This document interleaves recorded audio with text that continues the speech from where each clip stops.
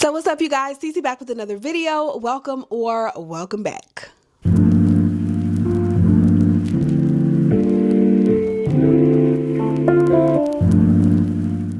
So hey girl, hey, as you can see from the title, we're talking about some of my favorite money rules today. And these are things that I wish I knew in my 20s that I didn't find out until my 30s. So I set myself back a decade of building wealth. I could have been so much more wealthy had I put these into practice in my 20s. However, we learned them in my 30s. We're working through them and the process is processing, okay? So I wanted to talk to you guys about that today. I feel like we talk a lot about corporate salary growth and how to negotiate your salary, how to negotiate for the highest salary, the best salary you can get. But none of that matters if you're not managing your money on the back end. So you can have a $100,000, $200,000, $300,000 salary and still be broke. And so what we're going to talk about today is how to stop you from being broke with those high salaries, or even a not so high salary. So let's jump in. These rules are gonna help you wipe out debt and maximize your stable corporate paycheck. Because again, if your mindset isn't there, if you are a spend as soon as I get type of person, then you're not gonna be able to have money to build wealth. And that's the ultimate goal of all of this. The emergency fund is non-negotiable. In your 20s, your credit card is usually used as your emergency fund. At least that's what my emergency fund was. It was my credit cards. But in my 30s, I realized having the money to purchase the things that I want to purchase, that is what is king. Cash is king. We're not using our credit cards to fund emergencies. We are making sure that we have that money set aside in an account to fund any emergencies that may come up. I used to say, I don't have money to save. We don't make enough money to save. Me and my husband, we went through this round and round and round when we were in our 20s. We don't make enough money to save. We don't have enough money to set aside. But the reality is life is going to have emergencies. And the more you treat an emergency fund just like a regular bill, the more an emergency doesn't feel so much like an emergency, if that makes sense. If our roof leaks today, that's an emergency. That's an expense we weren't planning for. However, the fact that we have money set aside in an account to get that fixed, the emergency doesn't feel so much like an emergency. Imagine if you don't have money to fix the leaky roof and your roof is leaking. How does that work? That's a real emergency. And you have to plan for life's unexpectedness, because there will be unexpectedness in life. That's the only thing that you can expect, is that emergencies and things will come up. So me and my husband have built out a fully funded emergency fund. If you're new to this, I would say start off with 3 months. I think 3 months of solid income is really good. However, my husband and I took it a step further and we are actually saving 12 months of money in our emergency fund. We have about 10 months of funds saved up in our emergency fund right now. So we're building up to hit 12 months and we should be hitting that within the next couple of months. And then we can really throw our efforts and fully focus on other forms of savings, which we'll talk about in a minute. We save our emergency fund in a high yield savings account because it makes you money. A regular savings account does nothing. You do not get any money. It is just sitting there for the bank to use. When you use a high yield savings account, it is literally growing your money. When we first got a high yield savings account, the interest rate was about 4%. It went down a little bit with everything going on in the market. So it's at about 3.2, 3.3, and they're all around the same. We do not use a brick and mortar bank for our high yield savings account because we do not touch that money. So we use Ally Bank, but there's so many different ones. There's Ally, there's SoFi, I think Chase has one. So there's so many different banks that you can use for your high yield savings account, but we didn't want a brick and mortar. We wanted an online bank. And again, we have made so much money in the years that we have been using a high yield savings account. So if you don't have a high yield savings account, that is, if you don't take nothing else from this video, open you a high yield savings account today. Now, as you guys know, my husband was laid off in 2023. He was out of work for almost a year, and we got ourselves into some debt and used up money that we had saved up in our emergency fund. That is what you use those funds for. You use them in case of a layoff. You use those funds again in case of a really costly home repair. That is our first line of defense if something were to happen to either one of our incomes, or we would have just a really costly home repair that we need to make. That's our first line of defense. So our standard now is 12 months worth of money in that account. Once we hit 12 months, we stop saving in that account and start funding other accounts fully. And we'll talk about that in a minute, like I said, but 12 months is our standard. You have to figure out whatever your standard is. And when I say 12 months worth of expenses, I mean, we take all of our expenses that we have now, the way we're living right now, and we say, how much money would it take to live off of and pay our bills, and still nothing really changes, and we can still live off this money in this account for 12 months. That is how we got the number that we get to. So whether your number is 3 months, 6 months, 9 months, 12 months, whatever it is that you want to save, figure out that number and start saving towards that in your high yield savings account today. The next thing that we started doing religiously is using our credit card like a debit card. Now, if you are still in debt, if you are not great with using credit cards or money, I encourage you to get good with it. However, if you're not good with it, you may want to skip this rule right now, because if you have a lot of debt, if you're not good with money right now, then there's no reason for you to continue on listening to this specific rule of advice. So again, we use our credit cards like a debit card, which means for groceries, for gas, for trips, everything. We put it on the credit card and then we pay it off, so we are not paying interest on it every single month. We do not have a recurring balance on our credit cards. We paid off all of our debt and we don't want a recurring balance on our cards. However, using your credit card like a debit card is so nice because you rack up points. Y'all know we like to travel, we like to go places, we like to do things.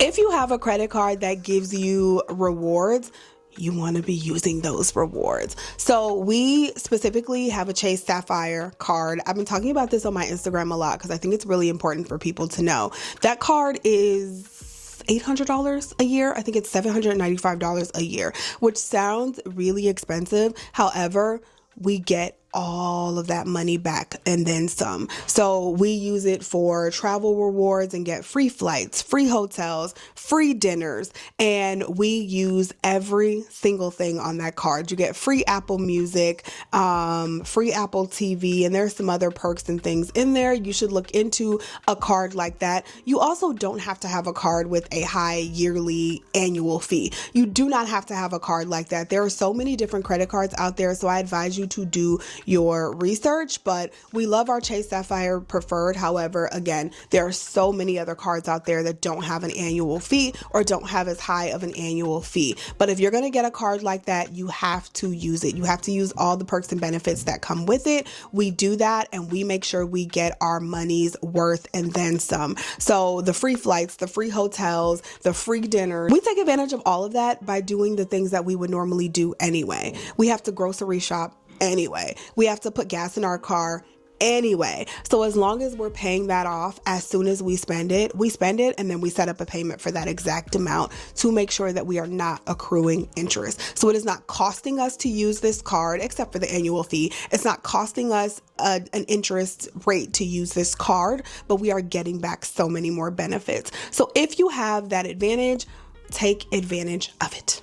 Now, if you have debt, I recommend using the debt snowball method. This is a Dave Ramsey coined term, which I don't agree with everything Dave Ramsey says. However, if you have a lot of debt, I think the debt snowball method is such a great way to start getting rid of it because it builds momentum. And if you don't know what the debt snowball is, basically you list all your debts from smallest to largest and you throw everything you can at those debts in order. So for example, you have 10 credit cards. You list all of those credit cards out by the balance from smallest smallest to largest. You make the minimum payments for the largest 9 balances. And then for that smallest one, the one at the top of the list, you throw everything else you can at that debt until it's gone. So if you list your credit cards out 1 through 10 and the balances are 100, 200, 300, 400, 500, 600, all the way down to $1,000, that first balance of $100, you're going to pay the minimum payment on the balance of 200, 300, 400, 500, 600, 700, 800, 900, 1,000.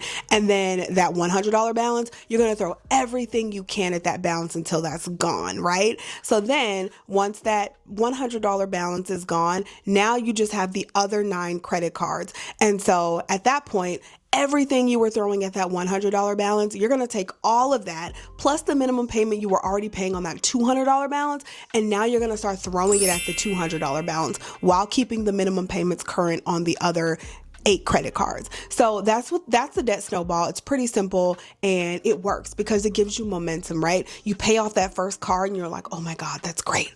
Let's go on to the next one. And it just, again, it creates that momentum so it doesn't feel so daunting. If you did it the other way around and started at the largest balance and then went to the smallest, it just feels so daunting because it feels like it's going to take you forever to get rid of that largest balance. And you always want to create that momentum so you feel the motivation to keep going. So the debt snowball method works. That's how we got out of debt. We had about $30,000 in debt in 2024, and we got out of it in 1 year by using the debt snowball method.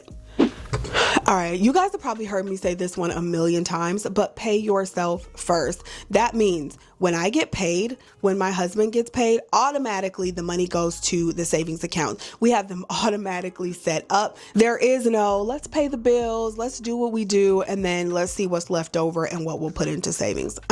We have those automatically set up. Saving is another bill for us. We don't even see that money. We don't need to see it. It's going and doing what it needs to do. Anytime you give yourself a choice, you will opt out. If you give yourself a choice to save, you will opt out because something will inevitably come up, right? Oh, I didn't realize I had to sign the kids up for baseball this week and that cost $150. I got to buy my son some tennis shoes. I got to do this. I got to do that. Something will come up every single time and you will end up saving so much less, if at all, than what you would have saved if you would just automatically save that money and you don't even see it. Out of sight, out of mind. That money is not even money that we have to work with. So when our paychecks come in, I don't even know. That's not money I have to work with. If I get paid $5,000 and I'm saving $1,000, then I only got $4,000. I only got paid $4,000 this week. And that's what I have to work with. I don't have to think about it. I don't have to feel like I'm missing out on something because I'm saving, and it just becomes an automatic habit. The last rule that I really wish I knew in my 20s is to protect my money from the IRS. All right. And what that means is basically maximize your tax advantage accounts. So we are not completely doing this yet because we are still in the process of finishing saving our emergency fund. So the way my brain works and the way I think is most important, and you have to figure this out for you, but this is what I think is most important. I think having a fully funded emergency fund is first and foremost most important, especially in this unstable job market. Any one of us could be laid off at any point in time, and we need to make sure we have money until the next job comes through. So that is the most important for us, is to have that fully funded emergency fund. Once that is completely fully funded, we will be fully funding all of these tax advantage accounts. And we are still funding these a little bit, but we will be fully maxing these out. And when I say tax advantage accounts, I mean your 401k. So if your job gives you a 401k, you should be maxing that out if possible. Now, I am not maxing it out. I put 10% of my paycheck into my 401k. That is not maxing it out by any means. But once we finish funding this emergency fund, which should happen in the next 2 to 3 months, then I will be fully maxing out my 401k with that money that's not going into the high yield savings account at that point. But right now I'm putting away 10%, which is cool.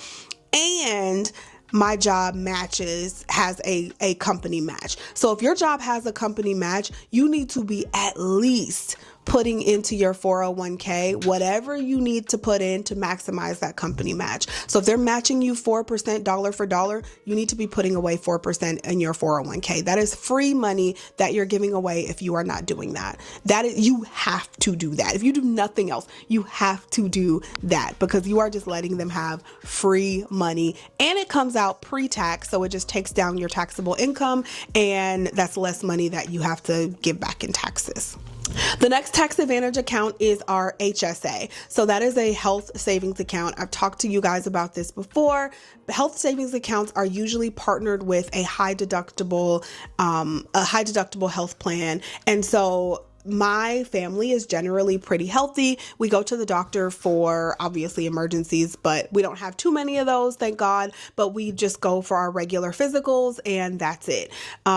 We don't have any pre-existing medical conditions, so a high deductible health plan works for us. It is one of the cheapest plans that my job offers. And then on top of that, you can pair it with a health savings account. A health savings account is a tax advantaged account, so money that comes out pre-tax before your taxable income, and you can put up to a certain amount of it in there every year. I think for a family this year in 2026, it's like $8,800 or something like that. Again, I'm not maxing that out because we have not finished fully funding our emergency fund, but once we're done with that, I will be taking that money and then maxing out our 401k as well as our HSA. That money, again, comes out pre-tax, which is an advantage, but then also you can use that for any qualified medical expenses. And there are some things in there that you don't even think about using it for. Like if you need a first aid kit for your family, you can use an HSA card for that.